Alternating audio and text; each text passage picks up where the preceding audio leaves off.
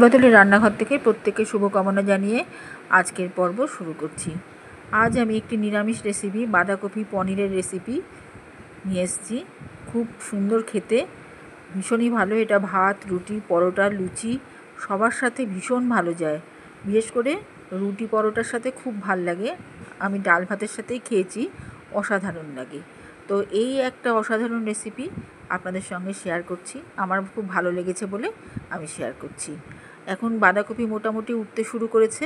এখন কচি বাঁধাকপি, সেই বাঁধাকপি দিয়ে খুবই ভালো হয় এটা। তো আর যেহেতু খুব অল্প উপকরণের তৈরি, ওই জন্য ফ্রেশ বাঁধাকপি হলেই ভালো হয়। এখানে আমি বাঁধাকপিটা ভালো করে সেদ্ধ করে নিচ্ছি, ঝিরিঝিরি করে কেটে নিয়ে জলটা ঝরিয়ে নিলাম।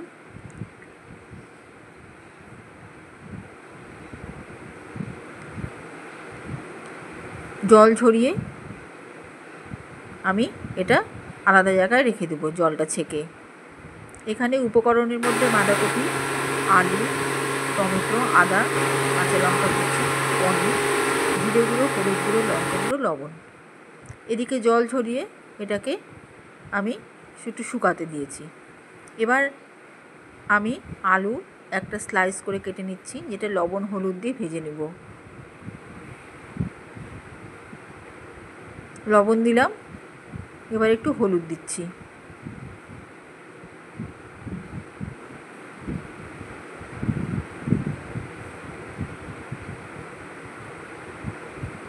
আলুটা লাল লাল করে ভাজা হয়ে গেছে। এবার আমি এর মধ্যে কালো জিরে দিব। ফোড়ন বলতে কালো জিরে দিয়ে দিচ্ছি। এবার আলু, কালো জিরেটা আগে ভালো করে একটু ভেজে নেব, যাতে কালো জিরের একটা সুঘ্রাণ বেরোয়, সেরকম একটু সময় দেব।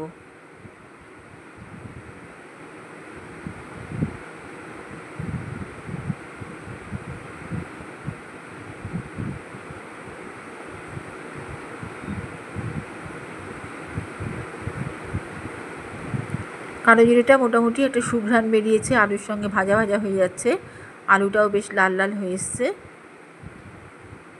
এবারে আমি এর মধ্যে আদা, কাঁচা লঙ্কা দিয়ে দেবো। আদা এখানে আমি সরু সরু লম্বা লম্বা করে সরু করে কেটেছি, আমি কিন্তু বেটে নিইনি, কারণ এই ফ্লেভারটা এরকম ভাল লাগবে, বাটার ফ্লেভারটা ভাল লাগবে না। এখানে সরু সরু জুলিয়ান করে কাটা আদা, আর লঙ্কাও তাই, কাঁচা লঙ্কাও তাই, ছোটো ছোটো করে টুকরো করে কাটা। লঙ্কাটাও কিন্তু ফ্রেশ নিতে হবে, একেবারে আজকে সকালেই আমি কিনেছি। আর এখানটায় টমেটোটাও তাই, আজকে সকালেরই কেনা ফ্রেশ টমেটো। এবার টমেটো, আদা, কাঁচা লঙ্কা আলুর সাথে, কালো জিরের সাথে ভালো করে ভাজা ভাজা হবে।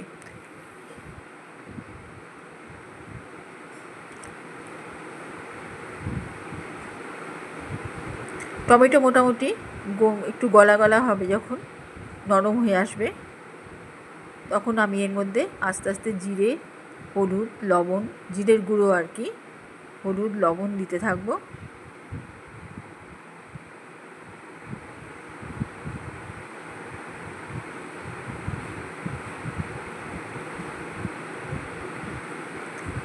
প্রথমে আমি এখানে জিরের গুঁড়ো দেব,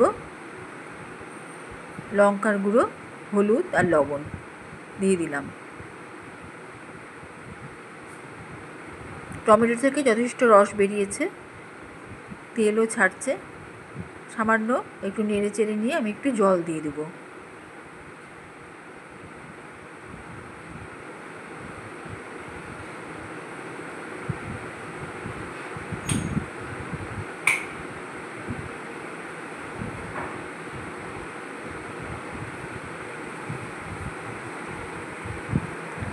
সামান্য জল দিয়ে দিলাম।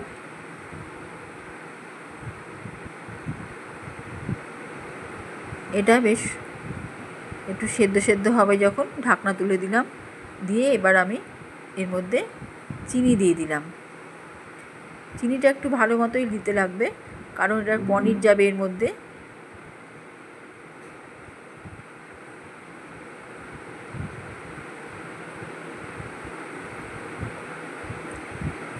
এবার কিছুটা নারকেল কোড়া এখানে দিয়ে দিচ্ছি।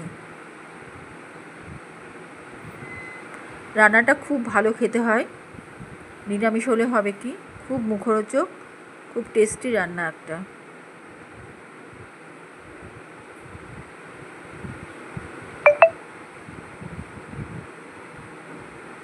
টমেটো মোটামুটি গলে গিয়েছে, মশলাগুলোও মোটামুটি তৈরি হয়ে গিয়েছে। এবারে আমি একটু শাহি গুঁড়ো মশলা দিয়ে দিলাম, গরম মশলা যেটা, আর দিচ্ছি পনিরটা এখানটায় আমি বিভিন্ন সাইজের একই রকম করে কাটিনি, ছোট বড় হয়তো কোনোটা একটু মিশে যাবে, আবার কোনোটা আস্তে আস্তে থাকবে, মুখে পড়বে, সেই রকম করেই আমি কেটেছি, এক মাপের কাটিনি। এবার সব শুদ্ধ একটু কষিয়ে নেব, আলুর সাথে মশলার সাথে পনিরটা কষিয়ে নেব।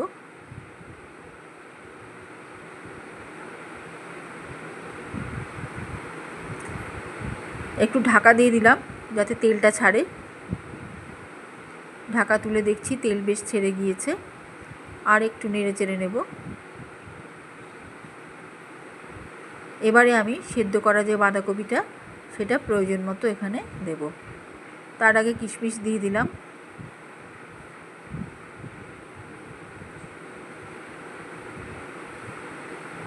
এবার সেদ্ধ করা বাঁধাকপিটা দিয়ে দিচ্ছি। এটা জল ঝরানো, একটু শুকিয়ে নেওয়া আছে, মানে জলীয় ভাবটা আর নাই এর মধ্যে। বেশি বাঁধাকপি দেব না, ঠিক যতটা আমার পনির আলুর তরকারি আছে ততটা সম পরিমাণে দেব।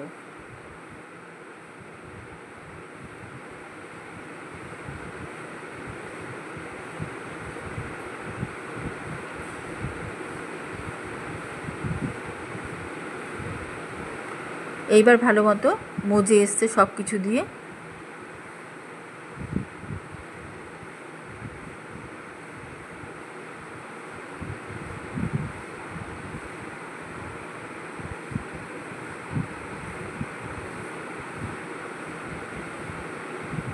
মশলার গ্রেভিটা এর সাথে বেশ মাখো মাখো হয়ে গিয়েছে, আমি একটু তুলে নিয়ে দেখে নিচ্ছি নুন টুন ঠিক আছে কিনা।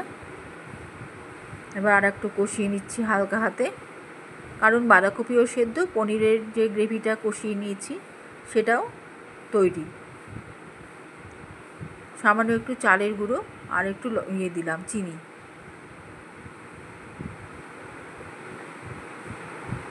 আর একটু লবণ, আর সামান্য একটু জল, কারণ এই জলটা এর সাথে একটা গ্রেভি তৈরি করবে। আর দিচ্ছি ঘি।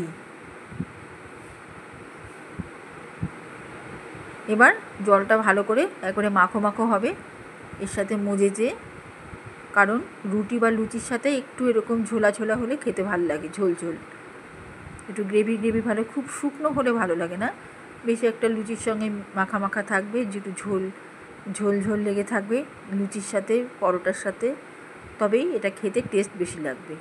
এই রকম একটা পর্যায়ে আমি এবার গ্যাসটা অফ করে দেব। আমার পনির বাঁধাকপির যে রসা সেটা তৈরি হয়ে গেল, খুব ভালো খেতে। একদিন অবশ্যই, এখন নতুন বাঁধাকপি উঠেছে, এইরকমভাবে একদিন তৈরি করে নেবেন। আমার এখনও কড়াইশুঁটি হাতে আসেনি, তাই কড়াইশুঁটিও এর সাথে এই সময় যদি শেষের বেলা শেষ মুহূর্তে রান্নার একটু ছড়িয়ে দিলে ভালোই লাগবে, আর আমার ছিল না বলে দিইনি। আমার রান্না আজ এখানেই শেষ হলো। আমি সার্ভ করার জন্য তুলে নিচ্ছি। এটা একটা প্লেটে রাখলাম, আর 6-7টা লুচি দিয়ে আমি সার্ভ করব।